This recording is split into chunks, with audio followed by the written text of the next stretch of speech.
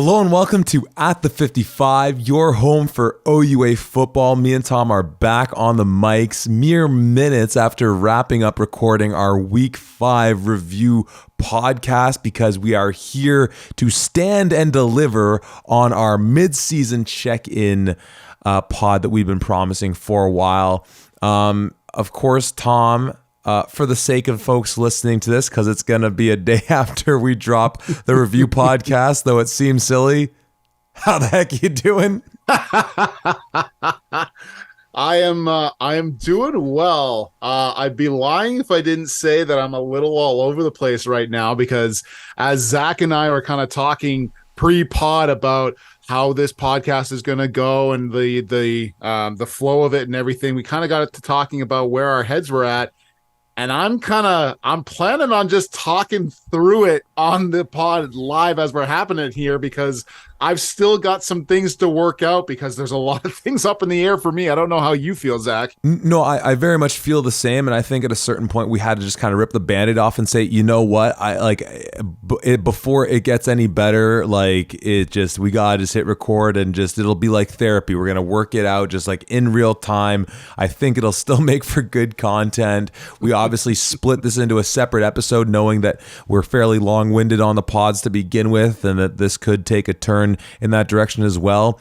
But we'll see, because in some of our preliminary conversations, and for those of you listening or watching at home, as always, thank you for tuning in and consuming our content in whichever way you are doing so. You know that some of the names that we are going to be talking about, or you know some of the names that we are going to be talking about, and there won't be surprises in those regards. So in some ways, there's a very perhaps clear-cut way to look at a lot of these questions. In other ways, there are some very fascinating twists and turns. Tom, let me hand the mic to you to kind of set up the categories. We're going to break it down. These are based on viewer feedback or listener feedback that we were getting over the last couple of weeks through Twitter and DMs and things of that nature. And we added in, I believe, a curveball of our own. But Tom, what do we have on the docket for this special mid-season check-in episode? So listening to all of our amazing listeners about their questions that they had for us on Twitter. First question, well, I won't even say first, but the three topics that we're really going to be diving into. First off, our predictions for the MVP races, whether who's going to be MVP, Defensive Player of the Year, Offensive Player of the Year, Rookie of the Year, and maybe even tossing a little bit of Lineman of the Year as well. We'll see how that goes. We're also going to be taking a look at our picks for the top 5 quarterbacks playing in the OUA right now. Now, I will preface this, and we'll obviously dive into it when we get to this section. This is not based purely on what numbers they have, how many touchdown passes they're throwing, but a number of different factors. If you're really going to take a look into the quarterback space, there's a lot of different things that you need to add into what makes up a great quarterback. And certainly, if you just look at the numbers, you kind of lose sight of who's everybody played so far this year as well. So that's another big piece into there, and that's where I think a lot of the deliberation is going to come. And then finally, going back and forth, because unfortunately, like every season, we have a lot of folks that are a lot of teams that are dealing with some people who are maybe injured or dealing with some things as well. So we're going to play the game of, if you could snap your fingers and bring back one player to the OUA completely healthy, who has the biggest swing for their team, who affects their team's success the most out of everybody who's out right now. Tom, that was an outstanding job just tying off or piggybacking off of that last category that we're talking about in terms of injuries. We kind of pinpointed, because obviously all these teams no doubt have injuries and guys that are out or have been out. We kind of pinpoint a handful of teams who've had some significant injuries of a few guys, and highlighted a particular player from those clubs. In the case of one of these teams in particular, you could have picked about half a dozen guys to bring it back, and really just to kind of look at kind of where the upper limit of just where some of these teams could be in. Some of these teams are already really good, and we won't dive into all the details of what year some of these players are in terms of eligibility, but it's a fascinating future for some of these clubs. But I think we need to start right at the top here, Tom. let's start with the big guns. Let's start with the award winners. And this is, I mean, the deliberation starts right at the top. So let's go MVP. And like, if we're being honest, if we're being completely fair, it is a conversation about two young men in Taylor Elgersma and Evan Hillock. And like so many of the conversations that we're going to have in this podcast here, there are a few matchups we haven't yet got in this OUA season that just make this calculus that much more difficult. Tom, as you said, this isn't purely by the numbers. And in some regards, when you try and compare their numbers, when you try and compare what they do in games, what you try and compare just how the season has gone, it's very much a battle of Taylor being this just shooting star of a season, the explosiveness of some of these plays, this Laurier team's ascension this year, building off of a really strong year last year, and everything kind of coming to fruition. I think it's a very satisfying thing in life, not just sports, when it's like, yeah, you know, everything that Mad Jack told us, like, set this up. And from what we saw last year, it's making sense that they're taking this step. Of course, we talked on the podcast that came out yesterday, or coming out tomorrow by the time we're recording this. Another team in the OUA is perhaps not following that trajectory, but that's why it's satisfying to see Laurier take the step.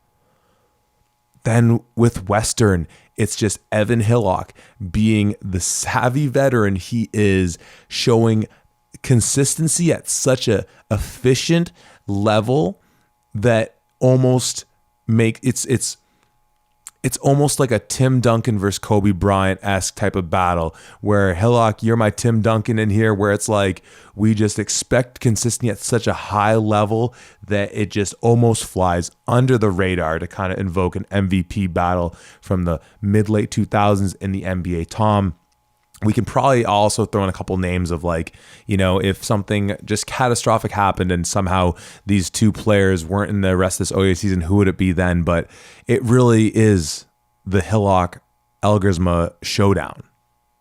I certainly think so. Although I will say, just to add a little bit of spice into this here, if I had to pick the third person that I think would be the OUA MVP, I'm going Amilcar Polk. With everything that he's been doing here, I really think that he has been outstanding for these Ottawa GGs. So I think he's just on the outside of that looking in. But when you look at the MVP race and you look at the stellar play that we've seen across the OUA so far here, the two people that stick out week after week after week, Evan Hillock and Taylor Elgersma. All of the amazing things that they've been able to do here for both of their respective clubs is absolutely something you need to take a look at. But even diving in a little bit deeper into this, you can see some of the great similarities for this as well. You look at some of the targets that both of these players have. You look at Evan, Seth Robertson, Savad Mandy Jones, Mohsen Jamal, like all of these guys who are just doing some fantastic work. And then arguably the best 1-2 punch in the receiving game across the league in Raiden Thornton and Ethan Jordan for Taylor Elgersma on the Laurier side of things, plus all of the other amazing talent that they've got on both sides. You know, you can even rope in Ojo Talayo in on that with the Laurier side as well, because he's really come out to play in this one too. So I think that there's a lot of similarities in terms of how the targets that they're both experiencing here. The style of offense that they both have, I think, is both also leading into this, going into both of these teams. Western even more so has really started to almost lean more on the pass than they have on the run this year, just based off of everything that we've been seeing, and certainly the players or the teams that they've been going up against so far, and obviously the phenomenal players that they have both at this quarterback position here. So a lot of different factors leading into, you know, similar successes or recipes for success for both of these squads. And I think the thing that really puts these two above Amilcar Polk, even before you get into the stats and breaking things down, both of these squads are 5-0 right now. And that's honestly where there's such a great parallel with last year, where we had that Ottawa and Western battle in the final week of the season, when of course it wasn't the Qs duking it out for MVP, it was the two running backs. And there was so many great conversations that we've had from the midst of that battle to, even some of our preseason pods, just invoking this whole idea of the distinction when we talk about most valuable player versus, say, most outstanding player.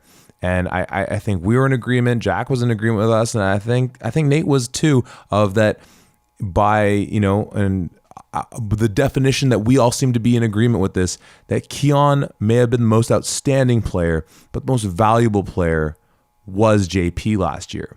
You bring up Amilcar Polk's name, and I love that you do. I don't think the team's success is going to be there to really compare. I mean, let alone just like what he brings to the table. I mean, it's always like, that's what made last year so amazing, where normally MVP in a football context is a quarterback award just because of how valuable it is. So let me frame it to you like this. Between Evan and Taylor, does one of them seem to be being, I'll frame it to you in two ways.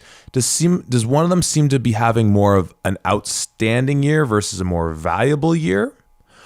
Or another way to look at it, perhaps being, we're going to talk about injured players and guys that are gone that if you brought back might have that kind of a high tide raising all ships type of impact on their club. Which of these two teams, and just put aside who the backup actually is, would falter the most if they lost either of these two quarterbacks? So I think when you're taking a look at things, you have to take a look at the offense as a whole and how things are kind of working out here. And interestingly enough, despite the fact that Western obviously has Keon Edwards and has the amazing running attack that they do, there's been a couple of times now where Keon is, like you're saying, having a bit of a sneaky good season here. He's not the same level of OUA MVP caliber that we've saw from him last year, despite the fact that he's rushed for over 100 yards in 4 out of the 5 games this year. But I really do think, going to the first part of your question there, that the most outstanding player right now is Taylor Elgersma, and the most valuable player to their team is Evan Hillock. Based off of everything I've seen, and I just keep going back to that McMaster game specifically. That was the one game where Keon Edwards doesn't go for 100 yards, and that running attack really doesn't do a lot, but Evan comes in that game, 26 for 39, 388 yards and a couple of touchdown passes. Evan is the one who comes out and he's consistent for these Western Mustangs. And like I've said before, I really think that this year more than ever, Western is using the pass in order to set up for the run. But when you look at the production that Taylor Elgersma has had, especially over the past 3 games, like, these are unbelievable numbers that he's been putting up here. He's got 13 touchdown passes in essentially 3 games. He's just been playing lights out for this Laurier team, and is has to be the most outstanding player, in my opinion, going into this one. No, and I you got to the point that I was wondering if you'd get to, and of course I knew you would. You brilliant son of a gun that you are, which is that we talk about Western, and I think you were the first one to kind of note this, where this year, one of the things that seems so different perhaps is them using the pass to set up their run. So in that context of the most valuable, in the context of their team and to their offense, it does feel like in that regard, it has to be Evan. The thing that's fascinating though, is that when you actually look at the numbers, Taylor's thrown the ball 35 more times than Evan. So from that standpoint, it makes you kind of scratch your head to be like, well, wait a minute. They've played the same amount of games. Who really is more relied upon in their offense? But it does feel like, and maybe this is where it swings back to Taylor, where it feels like that with Laurier, even when they get up big on teams, they have no feelings or no sideways thoughts about shying away from being like, yeah, no, we're going to keep throwing it. That's still what we're going to do.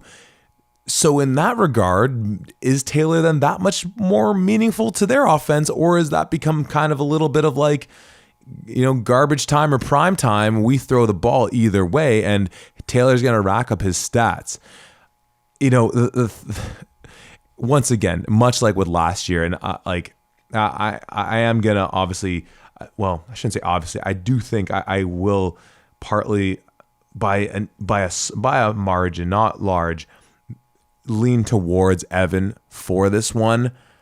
And of course, I feel like maybe I'm going to think differently after whatever we see when they match up in week 9. Of course, it won't be Taylor Elgersma trying to slow down Evan. It won't be Evan trying to slow down Elgersma. It'll be those respective defenses. And we're certainly going to, talk about some guys specifically on one of those defenses very shortly. But I think back to last year's MVP race, though, of course, as we said, it was the battle of 2 running backs. But in a situation where you felt like with Western, there was kind of that known commodity with the team, and then Ottawa kind of being the new kid on the scene. And once again, when it came down to MVP and Defensive Player of the Year with two candidates from the GGs who certainly could have won those awards, they go with the Mustangs. This has a similar ring to it in that feeling where this Laurier team, we liked how they've grown into the position they're in now to really, take the OUA by the reins and stamp, put their mark on this league. When it comes down to the voting, and both these teams wear purple, so it can't solely just be the purple. Because, hey, I love me some purple as well. When you think about when people come down to vote for it, does just the idea of a Western quarterback maybe bias a few people's minds a little bit more in terms of like, well, that's what an OUA MVP is. It's an outstanding quarterback leading a possibly undefeated Western Mustang team into the playoffs, one of the top producers in the league, versus nothing against Laurier and that program at all, but just by point of comparison with Western, it's just not the same. Obviously, do you feel that factors in? I'm not trying to throw shade at whomever the people who vote on these awards are, but it's just one of those things where like Western football is such a known commodity on the nth degree that could be something that sways it. That Evan wears Western Mustangs purple, and Taylor wears Laurier purple. I would the way that I view this myself is I'm almost more so considering like, yes, I think for the MVP, even just all of the major award winners, a lot of the time the bar is where Western is, because like we've said before, the last time that Western wasn't in a Yates Cup was when you and I were playing. It's been some time, and those ponies have been at the Yates Cup, haven't won everyone, but they've been at the Yates Cup consistently for 8 years. Obviously, COVID not happening there. So I think that the Western Mustangs are the bar, but I don't think that that's automatically, oh, we're just going to go to this side or this side. I think if you have somebody that's really operating at a high level, like we've seen before, I think there's still the conversation. I don't know that it's an automatic Western lean. I just think that it's Western is always at the top of the OUA year after year, and you don't just miraculously get there. You have to have phenomenal players. So I don't want to say that if you see 2 players there that they automatically go that way. Right now, the thing that I'm really looking at in this one is if we stop, like, because we're looking at mid-year awards as if we had stopped the season right now, here and now, and this is where we're going out against. I think if you're going to be doing something like that, you have to look at who are they playing against. Now, you look at this Laurier team, opened up with a massive win against Queens in Kingston, 11-10. Taylor Elgersma, 30 for 39, 286 yards, and 1 interception, no touchdowns. Then they go up and they play against Carleton, 20-15. They squeak out another one. Taylor Elkersma, 22 for 32, 198 yards, no touchdowns, no picks. Then at Guelph, 31 for 36, 451 yards, 6 touchdowns. And then you follow that up with Waterloo, 20 for 27, 318 yards, 5 touchdowns. And finally, McMaster, 31 for 40, 430 yards, 2 touchdowns, and 1 pick. That's some fantastic football. Don't get me wrong.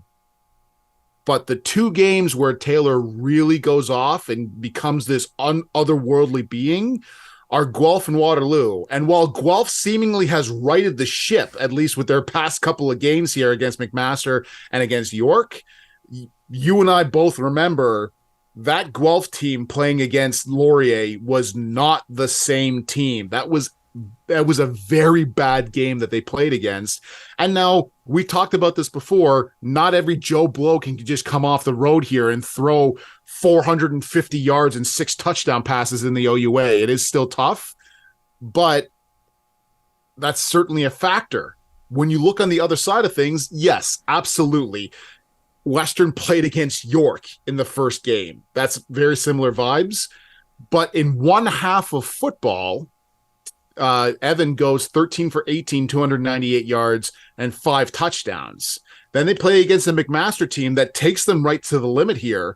He goes 26 for 39, 2 touchdowns. And then they play against Carleton, which gives them another good game. That's 19 for 28 and 3 touchdowns. And then against Queens, where they have to win on a nail-biter last second or last 20-second play, the kind of play that's heard around the world, 17 for 27, 273 yards, 2 touchdowns, 1 pick. And finally, this last one against Ottawa, 23-27, 318 yards, and 3 touchdowns. Now, I'm going to spoil it and go with my pick here. I'm going Evan. When you look at the quality of play that he has gone up against, when you look at the scenarios that he has had to be put in order to win the game in a couple of these situations on his back, he has been the one who's consistently gone above and beyond and performed that way. Not to say that Taylor hasn't. Obviously, he's been playing some fantastic games, but glaringly 2 games this season where he did not throw a touchdown pass. I think that's what separates here, at least right here, right now.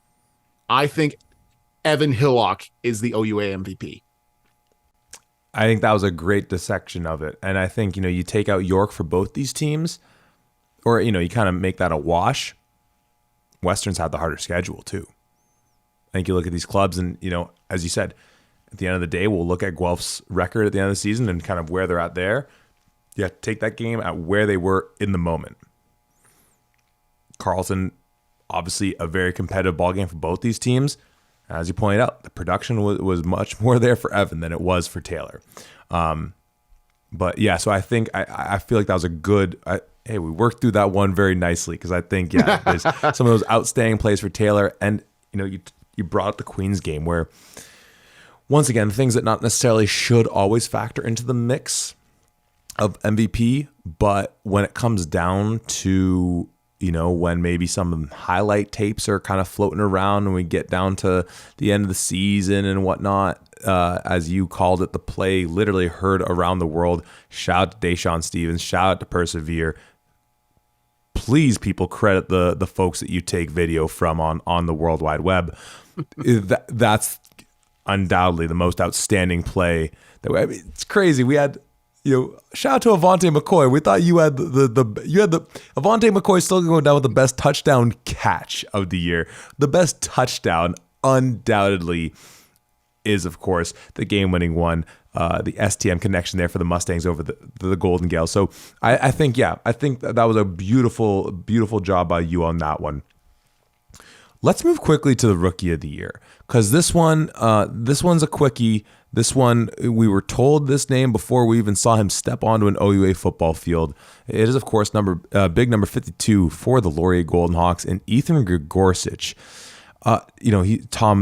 He's amongst the leaders in the OUA in terms of defensive production and tackling, and of course, that's a formidable Laurier defense.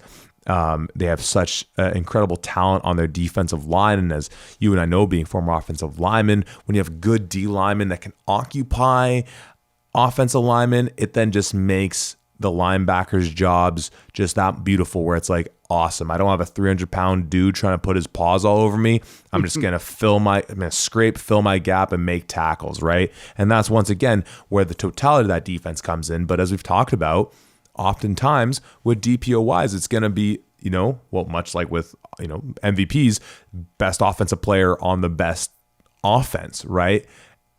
In the case of Ethan, as far as the rookie of the year candidate, I mean, I just slid into talking about DPOYs. We're still talking about rookie of the year because his name certainly should be in the mix for a DPOY as well. I don't know who else could mix it up with here. We kind of threw out, like, if not him, then who? And I guess that would be maybe Quentin Springer for Waterloo at the running back position. But Tom, say whatever you want about him, and I know I'm putting it on the spot with this one, and I'll be honest, I don't have a great answer for this myself. Defensive or offensively, like the last rookie we saw come into the OUA have this big an impact off the jump. Like I'm pass if you want to, because like I said, it's getting late here. We're on the back-to-back of two pods, but the second of a back-to-back of two pods, I don't have an answer myself. I don't remember a rookie having this type of production out the chute. No, I think that this is really some otherworldly stuff that we are seeing here from Gregorczyk. 27 total tackles, half a sack, 2 interceptions, and a forced fumble. And he's 18 years old. Like, it's crazy to see the production that this guy has been having here. And like, you play against some of these tough teams like Carleton.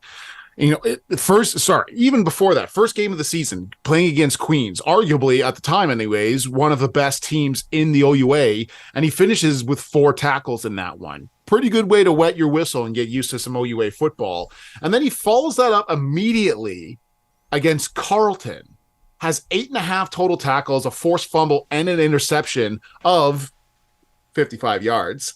Hey. But like, it doesn't seem like there's no like adjustment period. He's just dove right into, okay, I'm the starting linebacker here for these Laurier Golden Hawks on arguably one of the best defenses in the OUA right now.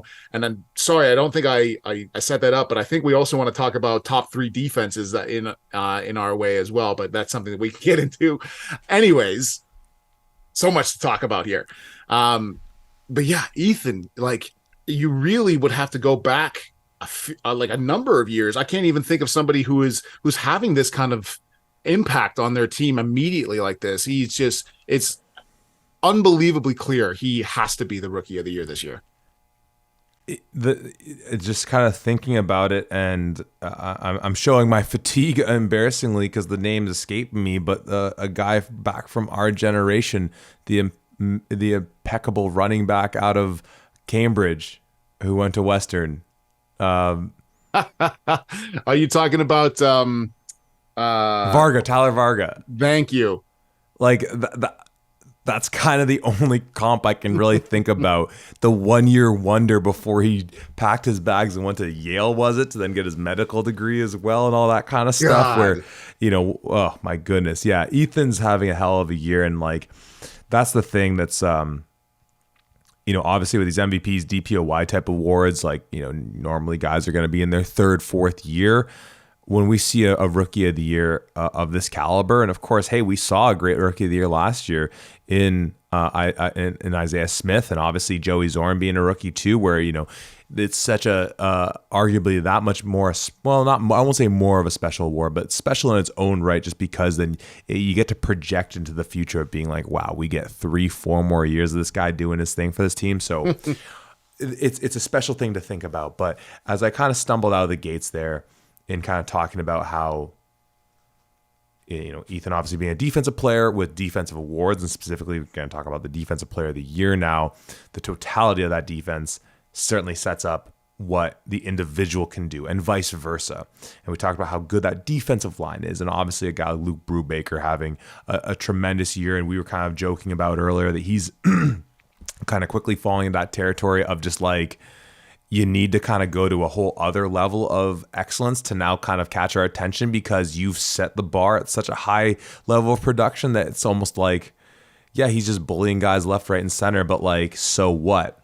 All these talented guys, Ethan no separate from any of the others, but it's such a beautiful, and if this is where the awards fall, it'll be such a beautiful symmetry in that on the opposite end of the spectrum of Ethan Gregorcic winning the Rookie of the Year would be the DPOY going to none other than, of course, his brother in the linebacking core for those Golden Hawks in Ife Onyemenem.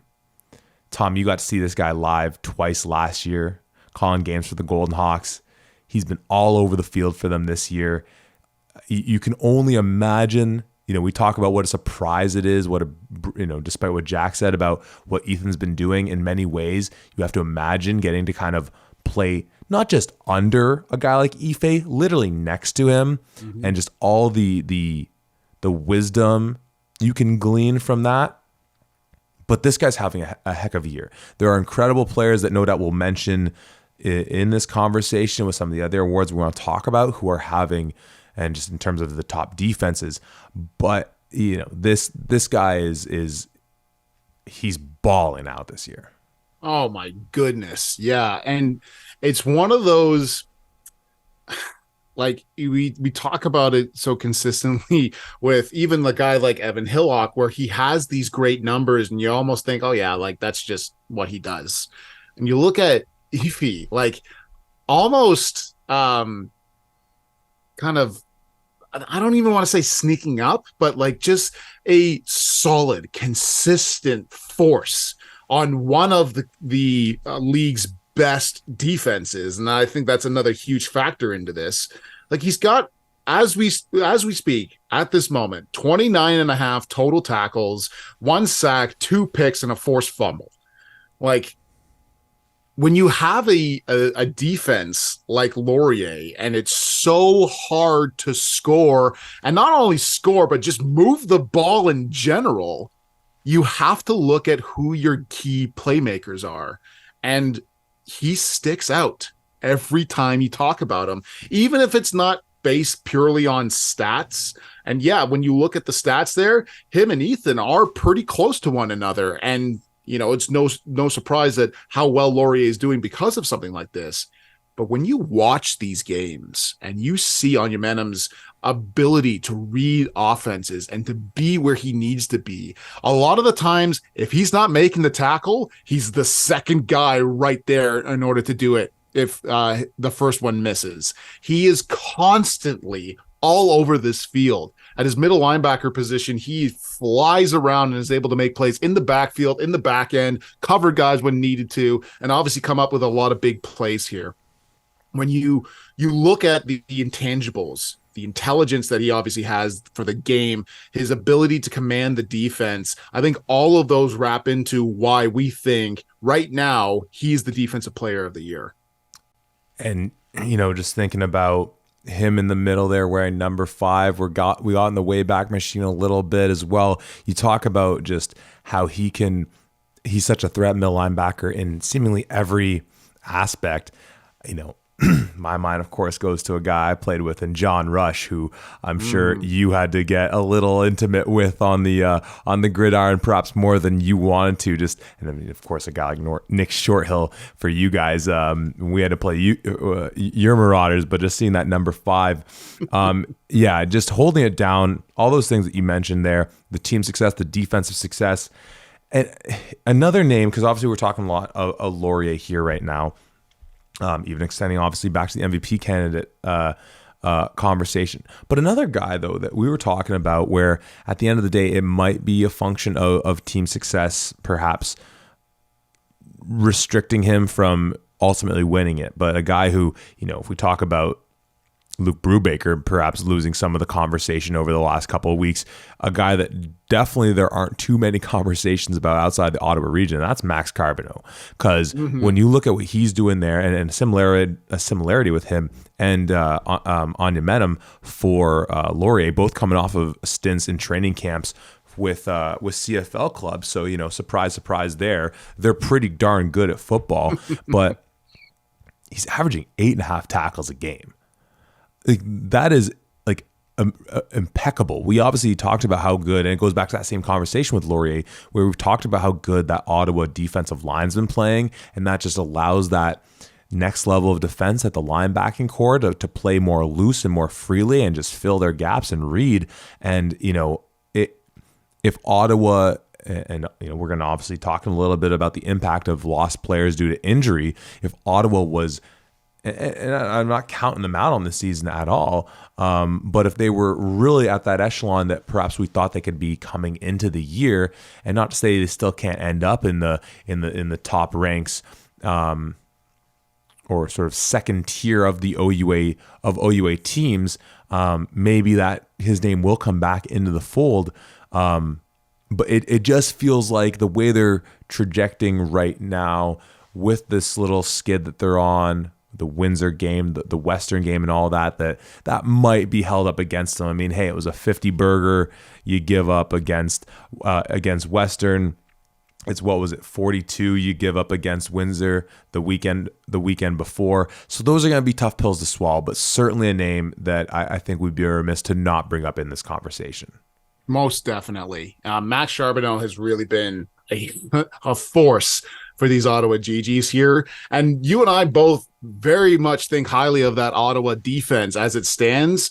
And to have him be kind of head and shoulders above in terms of just pure tackling, where everybody else is a huge testament to him. And I think he has been the closest kind of answer to the backfill of how do you replace a guy like James Peters? And he has been really stepping up for this team and showcasing, hey, yes, James Peter, one of the best defensive players we've seen in the past few years here, but I'm no slouch either.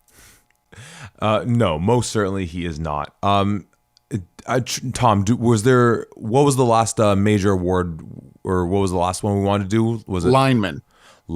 I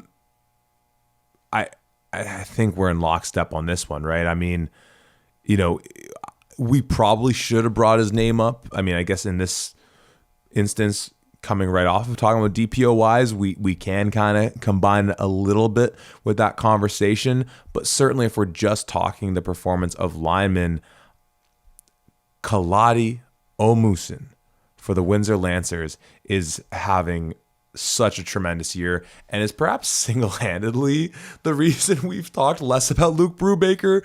Not because Brubaker hasn't been playing well in his own right, he's been tremendous, but just because Kaladi is playing that much more brilliantly. And similarly, it's a defense that's very stout. You got our guy Mufta there in the middle with him, taking a lot of attention, and it kind of feels like, do you play more towards, maybe give a little more assistance to the edge where you have Kaladi coming off? Do you try and fortify the middle a little bit? And whichever way you do it, you're going to lose. And I feel like even with extra attention going to a Moose inside, he still can get by double teams with the best of them.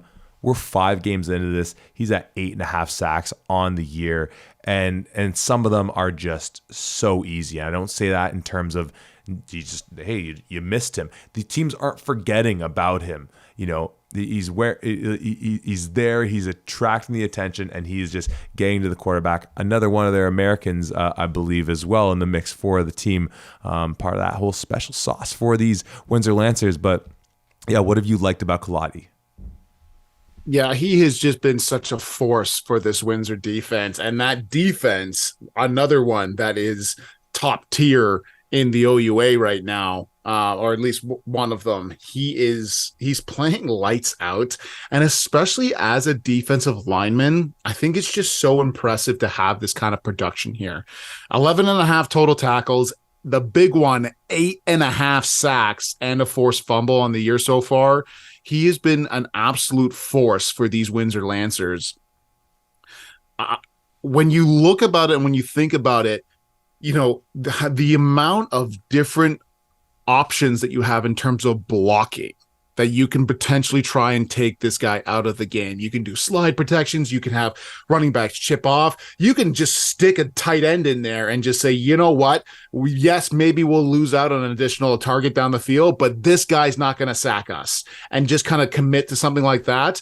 And despite all of those potential options that they may have had, he still has 8.5 total sacks.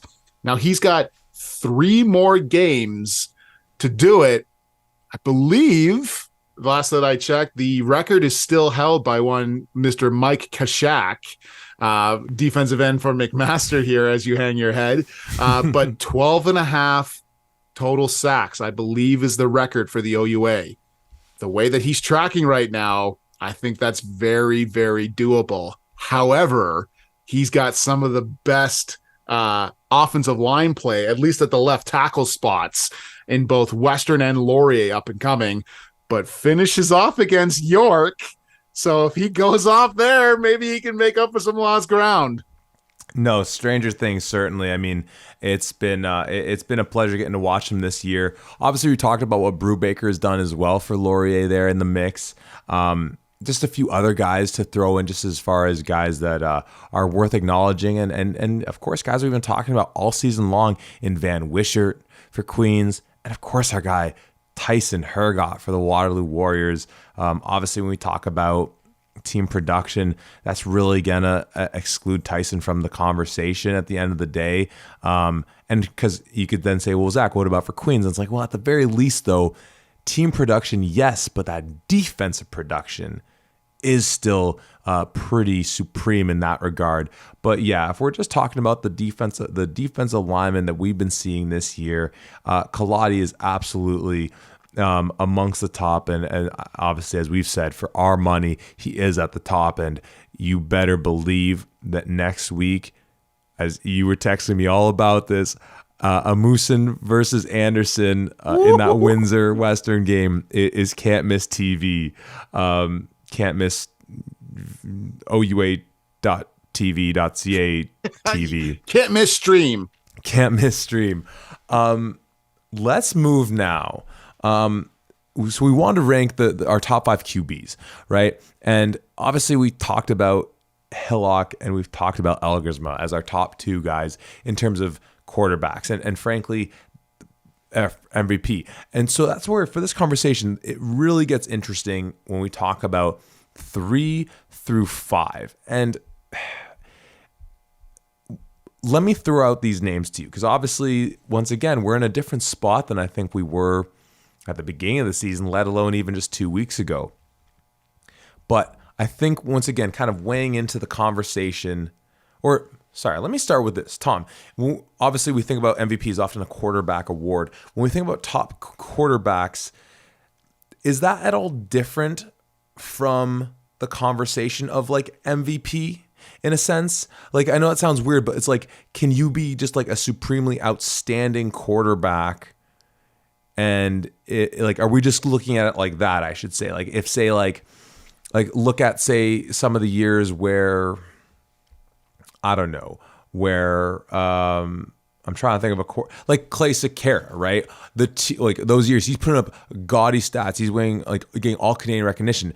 But and as much as Dakota certainly wanted him to be in the MVP mix back in those years, the team success, you need more team success to be a most valuable player in that regard. Are we kind of just, so that's sort of what I meant by that question. Are we just kind of talking about when we say top quarterbacks, are we just saying like who's been playing the best somewhat irrespective of where the team lies at? And of course, surprise, surprise, these quarterbacks are on pretty good teams this year. But I just want to kind of clear that up before we jump into the discussion full-heartedly. Yeah. Certainly. I think it's worth noting that if we're talking about the top quarterbacks, a lot of the characteristics or a lot of the things that we're talking about with the MVP race are going to be relevant here, certainly. How important are you to your offense? What are you doing for your offense? How are you affecting your team here?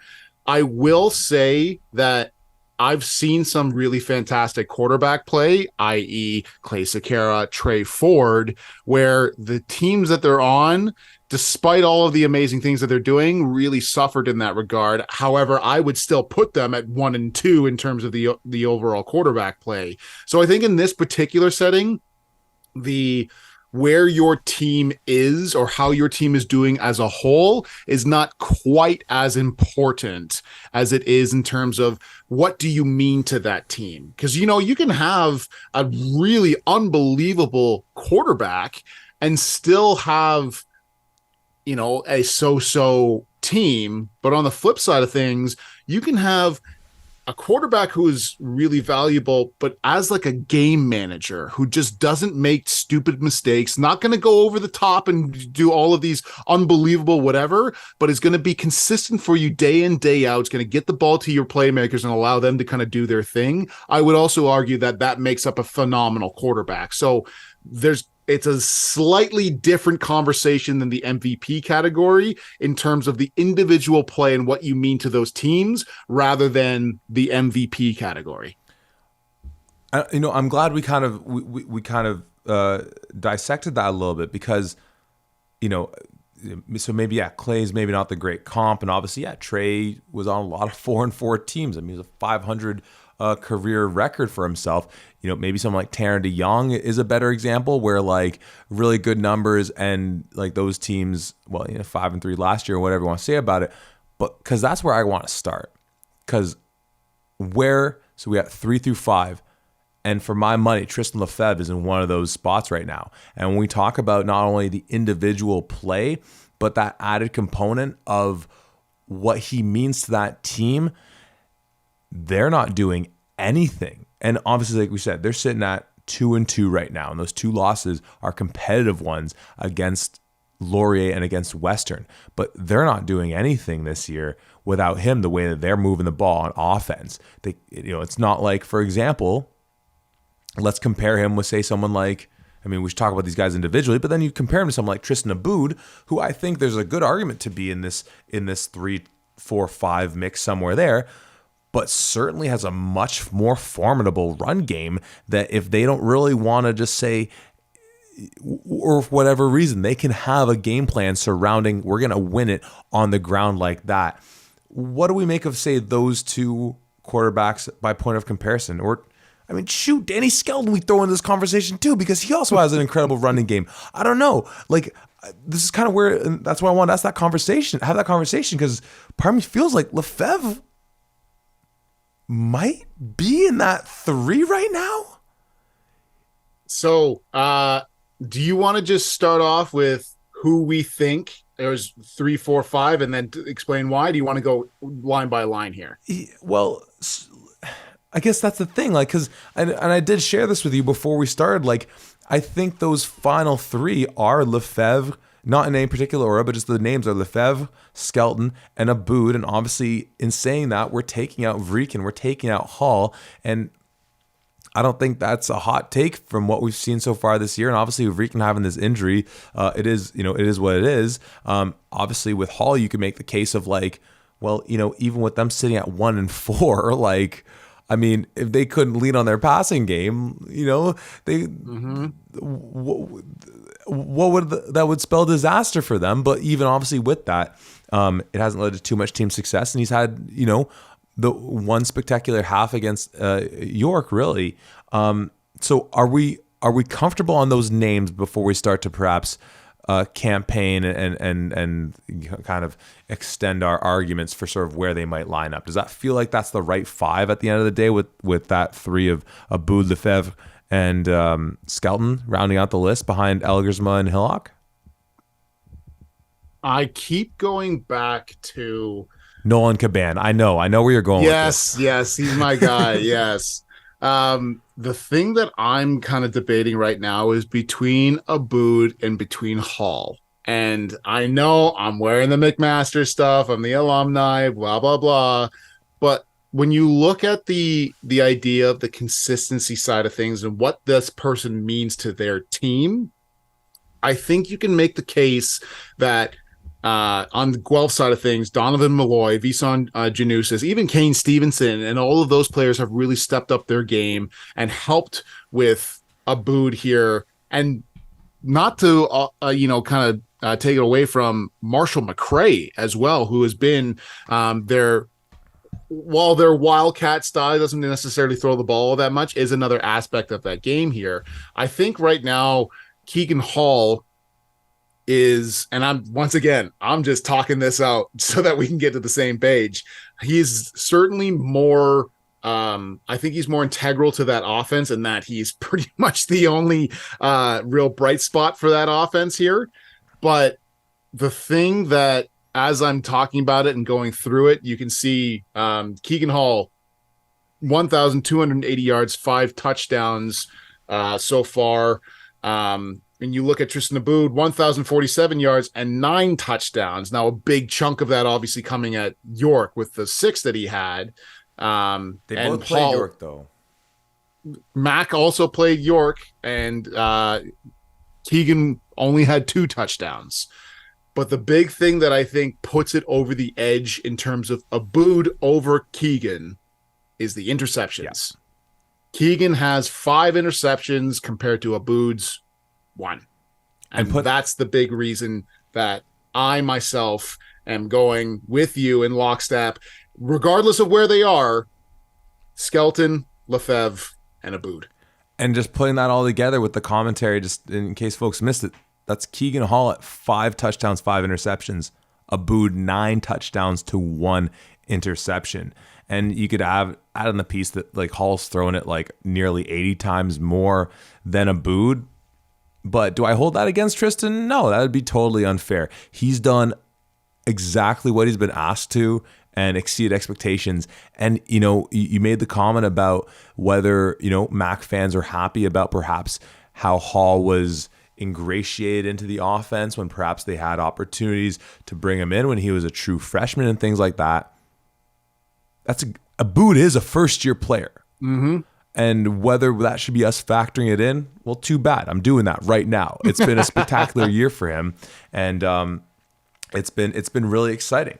I don't know if I want to take the time to kind of tease out who goes where between those 3 guys, though once again, like, the argument that you were just making for maybe Hall over Aboud is perhaps the exact argument that I could say right now to put Lefebvre over Skelton and Aboud in that 3-4-5 matchup, because like we said, he doesn't have a running game to turn to. He's got a stellar defense, no doubt. He's got a great special teams unit. He's got a whole stable of receivers that he can find and hit at a moment's notice.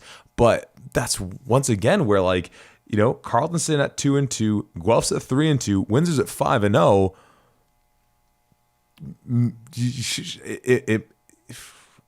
It might be Tristan Lefebvre as at 3, which is remarkable because we didn't know that name going into this year.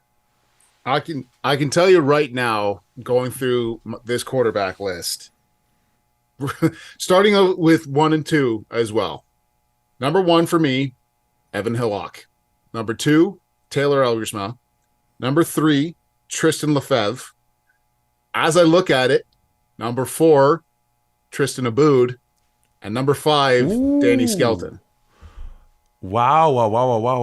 Okay, we're going double Tristans there. That's how I am leaning towards this. I think that while Danny Skelton has certainly played a lot better than what I thought he had played, the big thing that keeps sticking out in my head right now is that game against Queens. Yeah. He really did not have the production that I wanted to see from him, and that makes me a little nervous. Now, obviously, you can also look at Tristan Aboud playing against Windsor, and he goes 4 for 11, 36 yards and gets sacked 5 times. But when you look at the overall message or the value that Tristan brings to his team, with Isaiah Smith going out, turning to Donovan Malloy, and he has come on. I don't want to take anything away from Donovan. He has certainly started to kind of get things rolling here. But once again, despite the fact that they had such major losses at Windsor and at Laurier, 1 interception to 9 touchdowns for Tristan Aboud. He has done everything, like you said, that this Guelph Gryphon offense has asked of him to do. And I think he's done it in a really great way. Once again, yes, it's against York, whatever. 16 for 16. Don't even get into the touchdowns. Perfect on the day. You don't just do that against any opponent here, even if it's York. Tristan Abboud at the number 4, Danny Skelton at the number 5. Yeah, man. Well, you talk in fairness. You talk about the there's obviously that recency bias of what we just saw from Skelton against Queens. The Fevs getting that Queens defense in the penultimate week of which one is it? Coming off of the Panda week, right? And then Guelph is getting that Queens defense in the penultimate week of the season, where Abboud will then get to face him. But then if you look at Skelton, he's going up against that Western defense next week. And then he still has Laurier on his week, or on the ledger for him as well. Worth noting, though, of course, both Abboud and Lefebvre, not to take away from them, but they have gotten to get a bit of that cushioning in their statistics from playing York, which Skelton will get in week 9. But depending on kind of what position Windsor's in come that game, if they're 6-1, if they win one of those two games between Laurier and Western, the home stretch of the season is gonna be amazing. So I don't know. I might have Skelton in that 4 and then Abboud in the 5, but I think you can't go wrong. I think we got the names right, and I think Lefebvre in the 3, I think is the one. As remarkable as that seems, not being long off of being like Danny Skelton's a dark horse MVP candidate, and in many ways, once again, in the MVP context of how good the team is playing and everything of that nature, he's a bigger MVP candidate than Lefebvre is. That's kind of the oddity of this conversation. Let's move past that though, right now, because I think we got the right 5 names once again in Hillock, in Elgersma, in Lefebvre, in Abboud, and then Danny Skelton. This one, we got Western versus the Field as far as our OUA or our Yates Cup picks. I'm not. What are your thoughts on this? I'm still kind of processing like how to even think about this question, because like in some ways it's always Western versus the Field, and I picked like, you know what I mean? It's like I took Western versus the Field when I took them to win the Yates Cup going back like a month and a half ago. Like that's why that's why I'm kind of curious your thoughts, because maybe I'm just not processing the question properly. Yeah, so I think it's always, like you said, is it Western or is it anybody else? The way that I'm looking at this, has another team's play shaken your confidence in the Western Mustangs? Not necessarily even bringing Western down, but has somebody else risen to that top, or at least close to, that you could potentially say, you know what? I don't think it'd be out of the realm if Western didn't win it and this team won it. That's the way that I'm kind of looking at things. And when you're starting off things here, as you mull things over in your head, what this Western team has done pretty much exactly what we've expected them to, albeit in much closer games in a lot of these than we kind of thought. However, the ability to play through tight games and have confidence in yourselves to come through and win in any scenario is a massive part of being a Yates Cup champion. You do not just get there by blowing teams out consistently, or even if you do, like maybe Western did last year, you don't go very far without having that experience or that knowledge of, we've been in close games, we know we can get out of close games and still win this. And having that mentality like Western does right now, I think almost gives them a bigger edge than if they had just been playing against teams and been beating them by 4 or 5 touchdowns per game here. I think this Western team has fought through some adversity here already pretty early, and having arguably the hardest schedule in all of the OUA with the teams that they do and don't play, I would say that this Western team is certainly making a case for still being the favorites to win the Yates Cup. Yeah, and I think in the grand scheme of it, I think I'm going to stick with Western versus the Field, because that pick was made after, we obviously saw Laurier with our own eyes last year. We then got to have Jack give us the rundown of everything that the team could be, and they've certainly lived up to quite literally to everything he said that they could be, and arguably more in some instances. So then it becomes, well, I made that pick thinking that like I still think take them over Laurier. At that moment, it was gonna be like, okay, could it be maybe Laurier over Queens in that Yates Cup or something like that? And Queens has certainly led us to lose some confidence in them.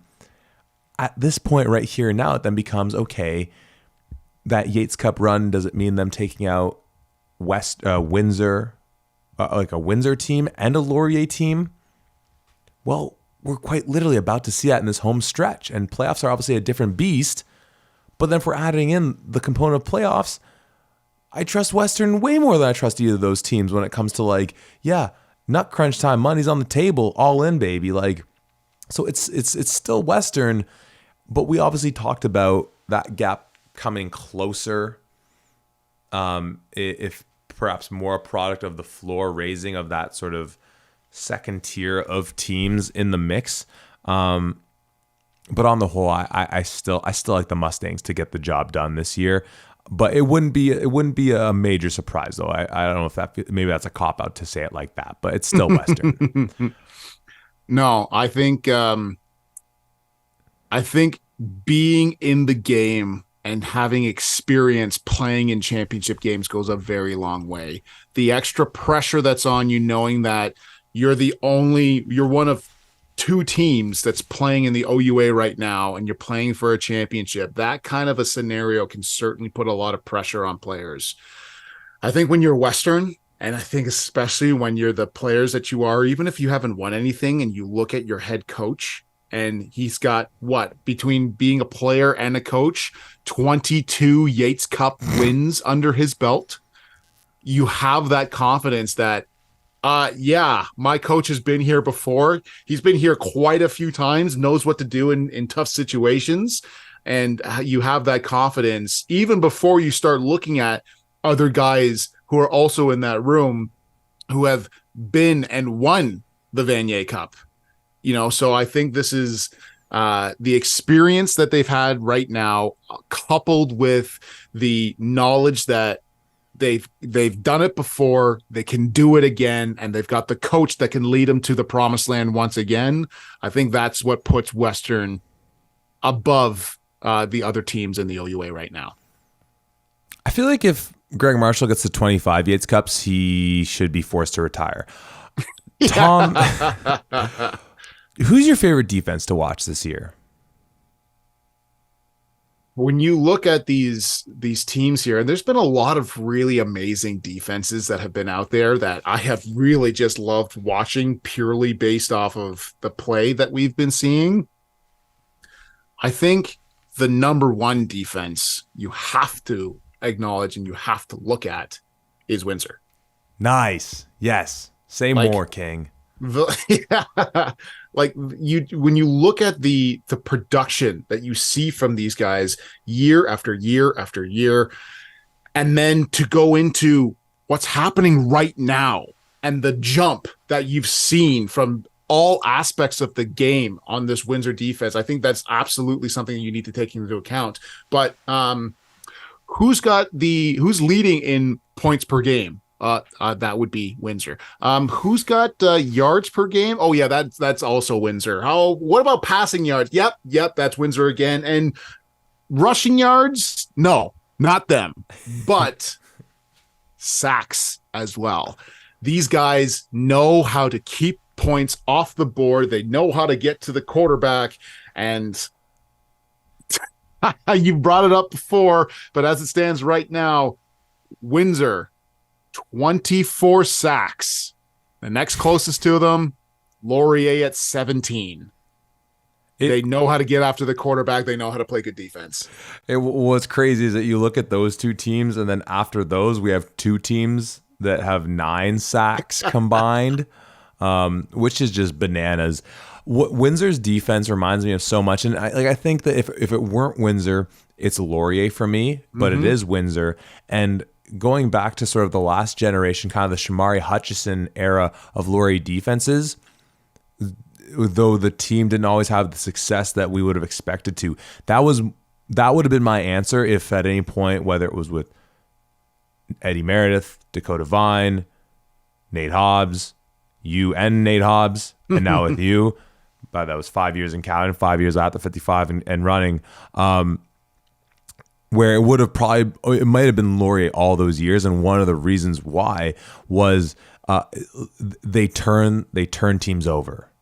They get interceptions, they force fumbles, they get to the quarterback, and we're talking about like favorite defenses to watch. And obviously, when the stats, as far as how they're limiting teams in terms of the opponent's offensive production, when those things come together, that's what makes decade-defining, era-defining defenses. But on its own, I think just this question of favorite defense to watch, you are looking for like who's getting to the quarterback, who's turning teams over, who's flying over. Like Carleton's like a sneaky, like low, not low ranking, but like laying in the weeds team in this question, just because of the way that they fly all over the ball. You know, it's just fun to watch. But yeah, it's I wasn't sure if you were going Windsor, because I know Laurier is close to your heart with the guys they have on that defense too, and you know. Once again, the team production's not there, and if they were at full health throughout the whole season, if the offense was a bit better, I mean, last year my answer might have been Ottawa, frankly. Mm-hmm. And in many ways, I think I was saying this to you at some point recently, where like Windsor kind of feels in many ways like what Ottawa was last year, where they have this immense amount of talent in their skill positions. They have obviously an incredible backfield of running backs, and Ottawa still had Amilcar Polk with JP Simonkinda, a quarterback who is winning them more games than losing them. And well, of course, in Skelton's case this year, not losing them any games. And then a defense that flies all over the ball, turns teams over, and just creates advantages for themselves in nearly every facet. Am I right though in saying that if not Windsor, it's Laurier for you, Tom? I think so. I think it has to be with all of the amazing players that they have here. However, I do want to give a shout out to the Western defense as well. They are, obviously it's Western and they do well, but the number 2 team in the OUA in terms of takeaways, Western, and also tied for first place in scoring with 2 touchdowns is also Western. So they know how to take the ball away. 9 interceptions for Windsor is massive.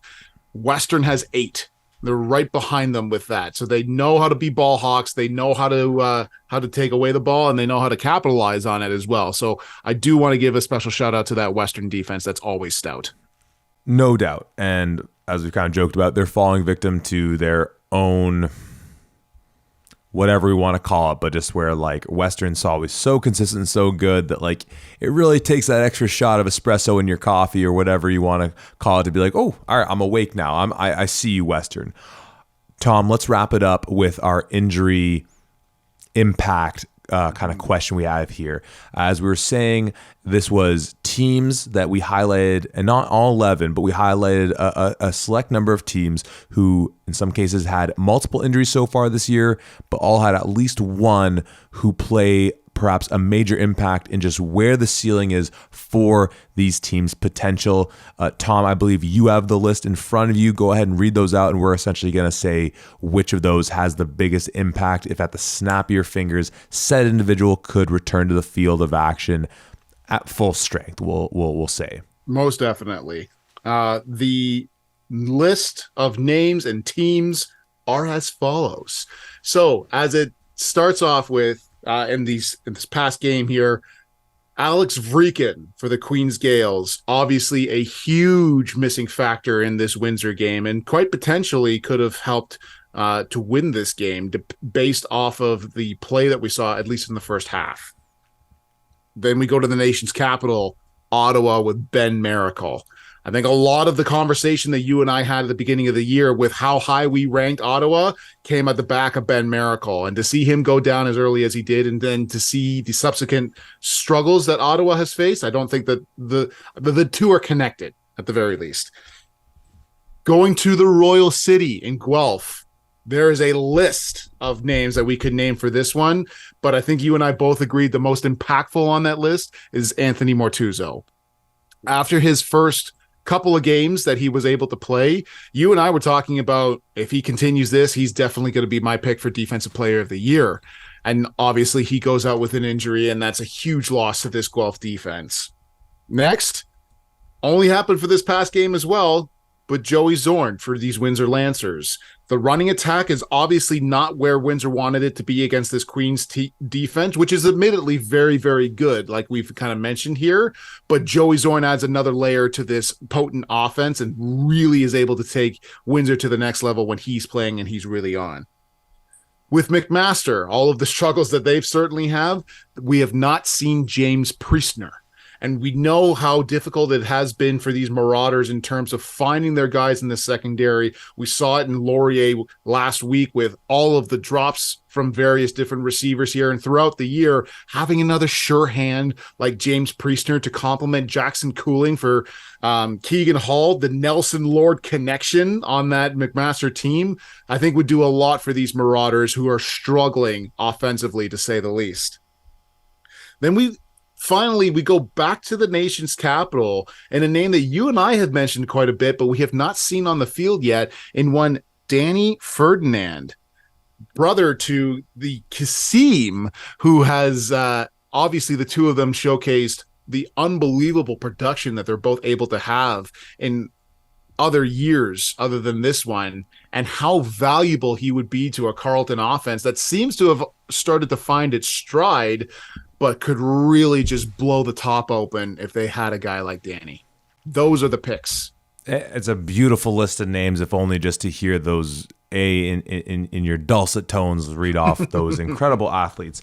I'm actually going to start at the end of it. I'm going to start with Denny. And he obviously plays a big role in their return game, or at least did in the time he was there with them.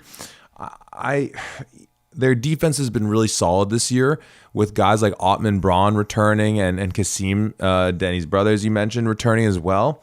In the grand scheme of things, I think if he's fully healthy, whatever it is, we still don't even know the status or why he's missing at all, frankly, for that matter. If he's back next year, a little more growth, a little more time with Lefebvre, figuring out maybe that young offensive line coming into the fold, I think that's one of the things that, as we said last week, makes Carleton, if things keep going on the trajectory that they are, a team that we're talking about as being like, oh, buddy, that's your B tier, B plus tier in the 2024 season. For right now, where Carleton stands, and this isn't a shot at Denny at all, I think that's a quick cross off for me, because I don't think where the team is as a whole, I think in the areas that he helps them out, I think they're actually doing okay this year. In the grand scheme of things, like I said, if team success next year, I think bringing him back is huge. But for right now, I'm going to cross that one off. How do you feel about that? Completely agree with you. Okay, I'm going to take that one off right there. The next one I want to go to is, well, let's go to your alma mater here. I guess maybe I'm working in reverse order. Priestner with Mac, or Mac with Priestner.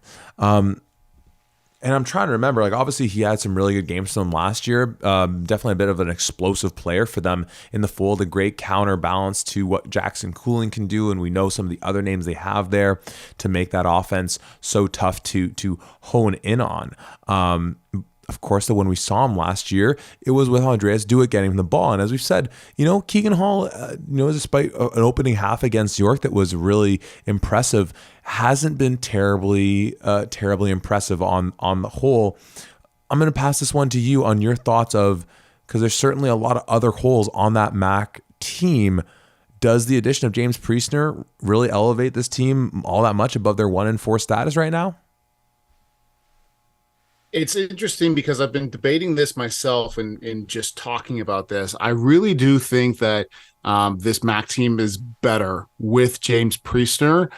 Does it solve all of their problems? No, it does not. James Priestner, while being another staple for this Marauder offense and having the solid hands at the very least in order to consistently make those catches and maybe be the deep threat going down the field, I still think that the issues that McMaster has are not in the offensive secondary. They're in the front office and the front line. And the addition of James Priestner, while it does help the Marauders, does not put them over the edge. So I think he's a safe cross off as well. Crossed off. Let's go to Anthony Mortuzzo, because I think for a very similar argument that we're saying here, now on the whole, like we said, Guelph has a number of players that we could have expected to be on this team. This goes back to last year, a number of guys going into that year that we thought were going to be there that weren't, where it's like, man, that definitely changed our expectation. If we're just talking Anthony Martuzzo, that he's an incredible talent for them, that kind of DB Sam position. He's got to play in the box a little bit, play cover in space and things like that. Save for that game against Laurier, which obviously we talked that had more of a schematic issue to it, though they were missing more guys than just Martuzzo in that one. Of course, mentioning a guy like Farigo being out for that one. On the whole, because I think of how they've been able to bounce back on the heels or in the usage of some of the Donovan Carter schemes that we've been talking about the last couple of weeks and seeing on the field, I feel like though he definitely raises their ceiling a little bit, Guelph team's sitting at 3-2 right now. I don't know if he changes the tides of that Laurier game if they're still playing the same scheme defensively. And Windsor, though he's going to help in the box a little bit, and maybe the Donovan Carter defense helps with that, though, of course, I don't know about a 3-4 being the way you're going to slow down. Even if it does slow down a bit what Windsor did on the ground, that was such a beatdown that I guess I'm saying ultimately with them seeing at 3-2 right now, Martuzzo makes them better. I don't know if when we think about the schematic things that led to that Laurier loss in specific, and not to say if DC was doing, whispering into Coach McPhee's ear at that time, whether it would have changed a heck of a lot.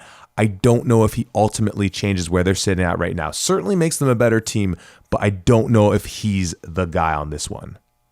Yeah, well, the thing you also have to remember here is Martuzzo only played in the first game of the season against Toronto here. Now, that Toronto team, obviously, like we've seen, has got a lot of struggles. They are not the same team that we saw last year.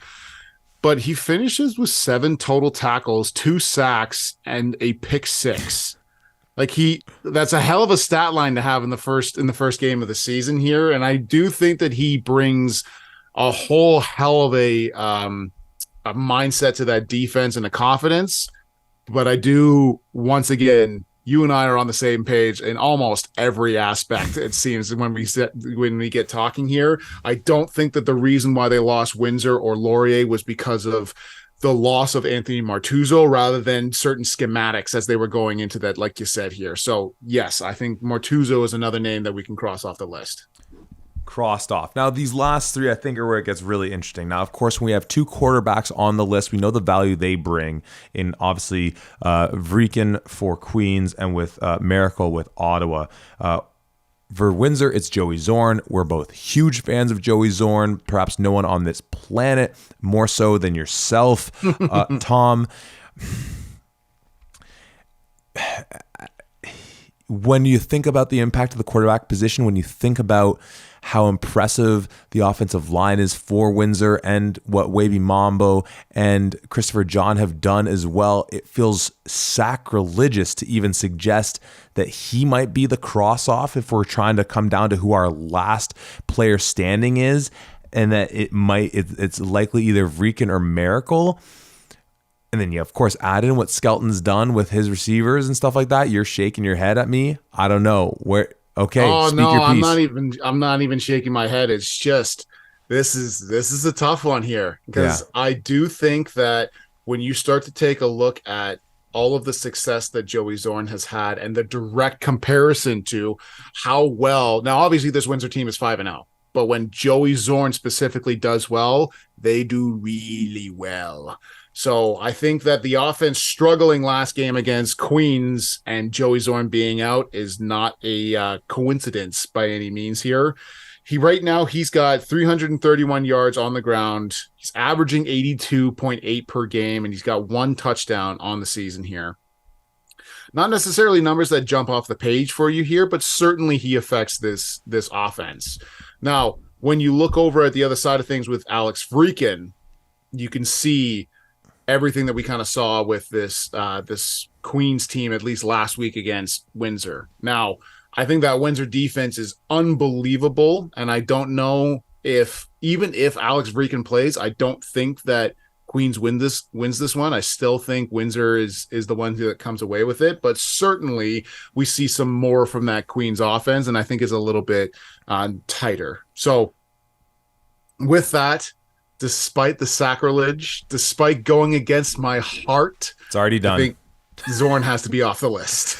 and and it's going to be in very quick order that frankly, and it's already circled on my sheet. This is probably going to look like gobbledygook for you, but the name circled there, it says Ottawa, it says Miracle. Because if we go back to Vrieken, and this is somewhat unfair because we really just didn't see Miracle at all. Like we saw like 4 plays of him, or I guess maybe I'm getting mixed up with Aaron Rodgers going down 4 plays, but seemingly in the same amount of time. And frankly, he looked pretty good in that short span that we saw. So it's kind of unfair because for me to be able to say, well, Queens loses their first week against Laurier. Vrieken doesn't look all that sharp. They get their bye week. They come back out against Toronto. They end up winning 42-9, but that was a slow rolling game for them. They needed an interception, a pick 6, I should say, to really get the juice going for them. Then they go into their home game against Western at home, where it's the nail biting loss. But Vrieken, what was it? He threw 42 passes, but not all that outstanding himself. And then, yeah, as you said, they're perhaps having a better performance against Windsor. Maybe they won't get those 2 pick 6s in this game, but we both picked Windsor going into this game thinking that Vrieken was going to be playing to begin with. So what are we talking about? I think on this list of names that we have, it's got to be Ben Miracle. And, you go back to, the matchup they had against Windsor at home just the week prior to this past one, week 4, where, as I said, I think if they have their guy Josh Jansen, who was playing against Western, the way he played in that game, I think they win that game. And then at that point, you have them sitting at 3-1 right now. And you know what? Ben Miracle, so assuming Ben Miracle gives you a Josh Jansen v Western type of outing, if not better, against Windsor, because I'd be shocked if Josh Jansen's a better quarterback than Ben Miracle at this point in his career. Maybe he is, who knows? Then you get Miracle against Western, and who knows? It's probably a closer game or what have you. But at the very least, you have Ottawa sitting at 3-1 right now, probably where we would have expected them. You beat the teams we expect you to. Well, you beat the teams. You beat the 2 teams we certainly expect you to. You win a tight game against Windsor, and hey, you play a nice competitive game on the road against Western. Now we go into the end of this gauntlet and see where you go. So, I mean, when you lose a quarterback that early in the season, it's Miracle out of the names that we've talked about, I think, right? 100%. I can confidently tell you, if we knew going into this season that Ben Miracle would not be playing for this Ottawa GG's team, I personally would not have put them in the B tier. I would have put them highest C tier, certainly. I think he brings another level to this GG's offense. And even, you look at the stats that he had last year. He has 9 touchdowns, only 2 interceptions, and he throws for over 1,400 yards. Like, he's very clearly a key focal point for this team. And that was when Ottawa had both Amilcar Polk and JP Seemakinda. So without JP here, now Amilcar has done amazing stuff, and I still think that they would have given him the ball regardless. But I think that this team just looks vastly different with Ben Miracle coming back here. And I think when you look at the games that they're playing here, I don't think it's outside of the realm to say that they are 3-1, or certainly, like, when you're looking at how they played against Western, I don't know. I think that at the very least, don't think if Ben Miracle is on this team that the score is 50-17. I still think Western comes away with this. Don't come after me, Western ponies. But no, I think Ben Miracle by far, and I think we kind of went through that list as a fun little exercise. But when you look at that list and you look at the caliber of Ben Miracle not even compared to everybody else, but what he means to that team, yes, it has to be him for sure.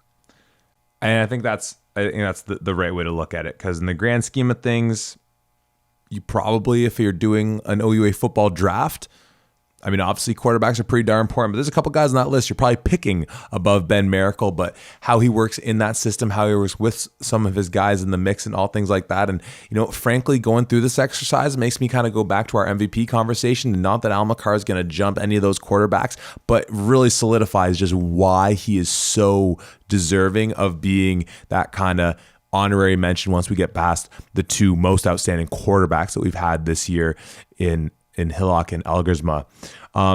Tom, I don't think we're missing anything on our list, all the things that we talked about, right?